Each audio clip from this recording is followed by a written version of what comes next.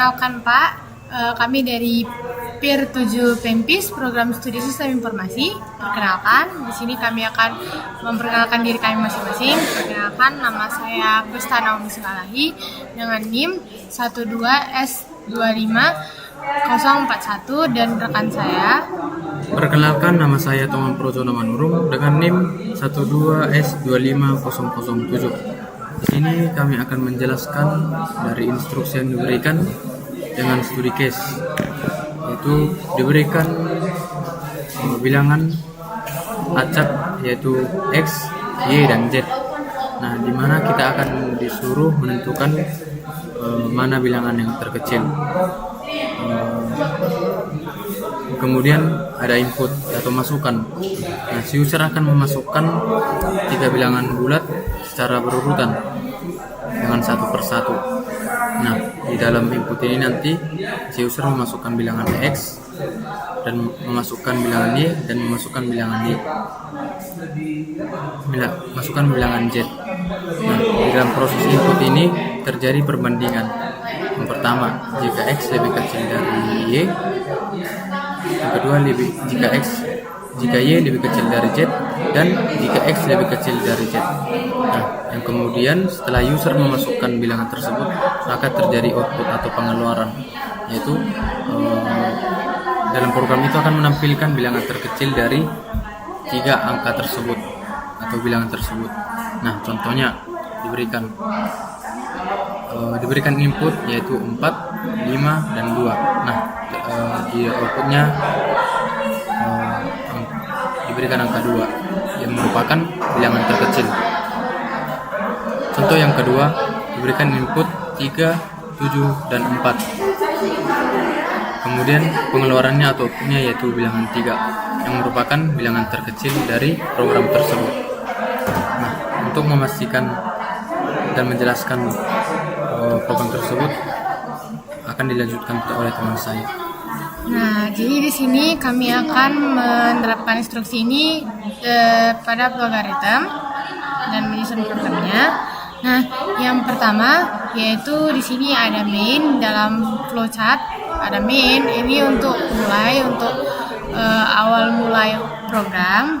Nah, yang pertama itu kita akan mendeklarasikan variabel-variabel yang sesuai dengan instruksi yaitu X, Y, dan Z. Nah, di sini dalam mendeklarasi kita akan menggunakan tipe data integer karena tipe data integer ini untuk bilangan bulat. Jadi di sini kita akan mendeklarasikan X, Y, dan Z. Nah, karena sesuai dengan instruksi 3 variabel ini kita deklarasikan X, Y, dan Z menggunakan tipe data integer. Nah, selanjutnya kita akan menginput variabel-variabel yang sudah kita deklarasikan. Yang pertama kita akan menginput variabel X. Oke. Lalu kita akan menginput variabel Y. Selanjutnya kita akan menginput yang terakhir yaitu variabel Z. Nah, jadi di sini kan sudah kita input semua. Nah, di sini kita akan lanjutkan dengan memasukkan kondisi. Nah, jadi di kondisi ini pertama-tama kita akan membandingkan X dengan Y. Nah, karena X ini duluan dan Y yang kedua, maka kita akan membandingkan X dan Y. Nah, pertama cara kita membandingkan dalam kondisi ini yaitu dengan jika X. Jadi di sini kami menggunakan perbandingan menggunakan if. Nah, jadi di sini kami akan membandingkan X dengan Y. Nah, kami akan membuat X jika kondisi X lebih kecil dari Y. Nah, jadi di sini kan ada false dan true, salah dan benar. Nah, jadi di sini jika kondisi yang X lebih kecil dengan Y itu benar atau true, maka kita akan membuat kondisi yang lain, karena kan baru X dengan Y dibandingkan, belum dengan Z. Sudah pasti kita akan untuk melihat nilai yang lebih kecil, kita akan bandingkan dengan yang Z ini lagi, karena dia kan menggunakan 3 variabel. Nah, selanjutnya kita bandingkanlah, karena X dengan Y sudah kita bandingkan, maka kita akan membandingkan X dengan Z. Nah, jadi kita akan membandingkan, karena kan tadi kan benar, jadi kita akan membandingkan jika X itu apakah dia lebih kecil dari Z. Nah, oke. Nah, jadi di sini kondisinya, jika benar, jika kondisi X lebih kecil dari Z itu benar, maka kita masukkan sudah pasti bakalan keluar output yang lebih kecil itu sudah pasti X, karena kan dia benar. Nah, jika salah, pasti akan keluar output, kita akan buat keluar output yaitu Z.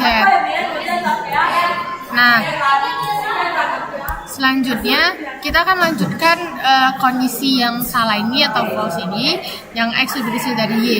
Nah, jika X lebih kecil dari Y itu salah atau false, maka kita akan membuat kemungkinan yang lain. Karena kan sama seperti halnya yang di kanan ini, kita bandingkan dengan Z, karena di sini belum ada Z. Nah, di sini kita juga akan membandingkan Y jika Y lebih kecil dari Z. Nah, udah. Kalau misalnya dalam kondisi di sini true atau benar, pasti dia akan keluar output atau hasilnya yaitu yang terkecil, yaitu variabel Y. Nah, jika salah atau false, pasti yang keluar yaitu output dari variabel Z. Kita akan buat output Z, karena kan dia misalnya kalau misalnya salah kan berarti yang terkecil itu Z. Sudah. Jadi ini karena sudah terbandingkan antara X, Y, dan Z. Nah, jadi sudah selesailah kemungkinan dari program ini, yang program sudah kami buat ini. Nah, yang terakhir yaitu dengan diakhiri dengan N. Nah, jadi untuk memastikan jika program kami ini berjalan dengan lancar, kami akan coba untuk merankan program kami ini. Nah, di sini kami akan merankan. Nah, jadi sesuai dengan yang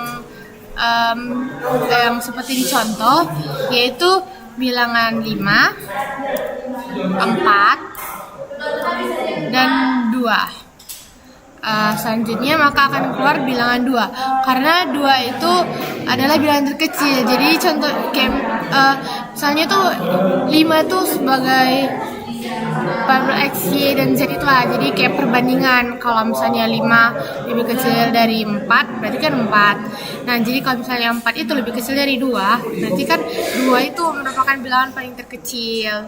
Nah, maka hasilnya lah keluar bilangan 2. Nah, jadi selanjutnya akan dijelaskan teman saya untuk meng-autograding. Nah, dari program yang dijelaskan oleh teman saya, terbuktilah bahwa program ini betul yang mencari bilangan terkecil, dan dimana si user memasukkan bilangan satu persatu, yaitu bilangan X, Y, dan Z, yang menghasilkan bilangan terkecil akhirnya. Nah, untuk memastikan bahwa program ini benar, kita buktikan ke GitHub. Nah, pertama yaitu kita mau ke action, baru auto grading text, lalu kita run.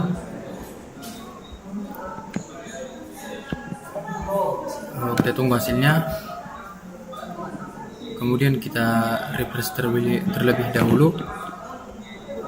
Kita tunggu auto grading text ini sampai bercentang hijau yang melambangkan bahwa program itu benar. Kita refresh sekali lagi. Nah, terbuktilah bahwa program tersebut benar. Sekian dari kami Peer 7 Pempis. Terima kasih. Pak.